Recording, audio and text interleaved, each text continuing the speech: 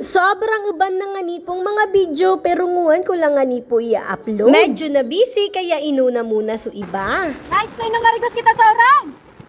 Kaya tara, samahan niyo ko. Bale tong mga video ito ay medyo matagal-tagal na nga at inuna ko muna nga yung ibang mga videos. Eto din ang panahon kung saan nandun nga kami ni Musumi kila mama. Dahil sobrang aga nga ay bumili nga kami ng taho. Adi na naman si mama biglang talikod kung naisiyan ako video. Pagkatapos nga ni Musumi ubusin itong taho ay bumili din nga ako ng soya milk. Sobrang sustansya din nga po nito. Bagay na bagay nga ito sa mga bata. At isa pa, nakakasigurado ka ng masustansya at dito lang nga yan sa may malapit sa amin. At nung medyo tanghali na ay sinundo ko nga itong mga pamangkin ko. Sinundo ko lang nga ito dito sa may San Francisco Elementary School. At dahil may nakakilala nga sa akin, ay ito nga at nagpa-picture nga sila. Bali, itong dalawang ito ay malapit lang sa bahay namin, pero ito ang dalawa ay kilig na kilig nung makita nga ako. Sana all, at lagi nga po akong kinukulit kung kailan ko daw i-upload ang mga pictures nila. Gaya din ng sabi ko ay medyo na busy at may ginawa ring iba. At nung medyo hapon na ay biglang bumuhos ang napakalakas na ulan. Sobrang tagal ko na rin na hindi nga nakaligo ng ulan, kaya ito ginrab ko na nga ang opportunity para i-enjoy na lang ang malakas na ulan. At dito rin nga po ay nakikipag-agawan rin ako sa bola nga ng mga nagbabasketball. Si Musumi at itong mga pinsan niya ang kasama nga namin naliligo. At itong mga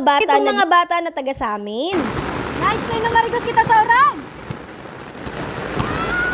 May nanganipalan ka mo, magrigos nga ni kita sa langkasig na uran. Basta, enjoy lang nga natin ang mga moment na ganito. At nung mga panahon din ito, ay nanood din kami ng basketball nung gabi na nga. Kahit itong si Musumi ay nagsapatos kahit nakadaras nga dahil pil na pil niya na nanonood nga ng basketball. Gaya nga sabi ko, ay medyo matagal ng video ito, kaya tapos na rin nga yung aming liga sa aming barangay. Pag may laban din nga ang aming zone, ay eto nga ang mga taga sa amin ay sobrang dami nga talagang nanonood. Basta mga taga-bless, sobrang supportive nga ni siton mga barangay na mo. Diba ka mga pa-cute pati ka ding mga taga-bless. Ito na naman ka mula, pakiton ka mga igina. At syempre, magpapakute din muna kami ni Musumi habang nanonood ng basketball. Ako naman talaga, hindi nga ako marunong manood ng basketball. Basta ako, tuwang-tuwa na pag may nakakashoot nga sa team ng zone namin. May mga time nga na nakikita ko, may nagkakapikunan nga sa bawat nanonood. Basta ako, nag-i-enjoy lang ako at tuwang-tuwa ako pag nananalo ang mga taga-amin. Nung mga oras na to ay sobrang nakakatuwa din nga ang mga labanan. May mga paprops pa nga silang lobo-lobo. At eto namang isang team nga ay sobrang supportive sa kanilang team pero wala nga silang panlobo kaya kumuha na lang nga sila ng mga dahon-dahon. Medyo mabaho din nga ito nga pong dahon na kinuha nila. Ito naman kayang dahon na kinuko, madari kakaw bay data nabansagan ka mo sa tayangaw. Comment below kung isi nga ninyo kung uno nga ni atayangaw na sinasabi ko sumalang batangan ni po. Supportive friends ka nga pero wala nga kayong budget kaya ito na lang yung ginamit nyo.